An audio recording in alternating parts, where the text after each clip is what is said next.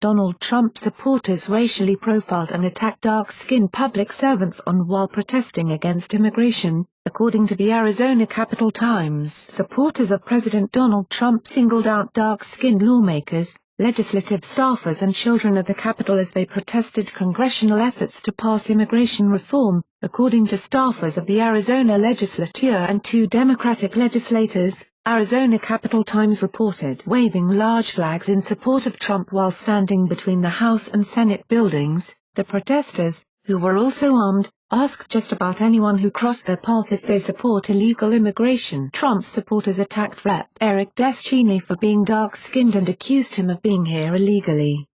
Rep. Descheny is a Navajo lawmaker. "I'm indigenous to these lands," Rep. Descheny said. "My ancestors fought and died on these lands. I just told them, don't ask me that question." Legislative staffers Lizette Flores and Suliana Robles were also attacked by racist Trump supporters on their way to farmers market. "We're walking back, and they start yelling again, 'Get out of the country.'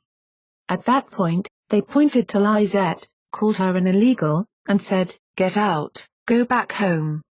Robles said. "But they pointed at Jane Ahern, who works for the House, and they said, 'No, you can stay.' Ahern is white. They assume things about you. There's not much we can do," said Robles, an Arizona native raised in the town of San Luis. "We work for the state, we're public servants, and we're just here to do our job." The Democratic leader of the state Senate was unhappy with the unacceptable response by law enforcement. "I can tell you that the Democratic staff who were yelled at by the protesters and called illegals definitely felt harassed and were not satisfied with the response," Senate Minority Leader Katie Hobbs wrote in a letter to Senate President Steve Yarborough. "They did not feel safe," Rep. Hobbs noted. "This is a public place. When armed protesters aggressively go after members, staff and visitors, there needs to be a response that ensures the safety of everyone involved," Rep. Hobbs wrote. "I have seen instances here at the Capitol, when peaceful protesters with a different agenda were surrounded by many more law enforcement officers with a much more aggressive response.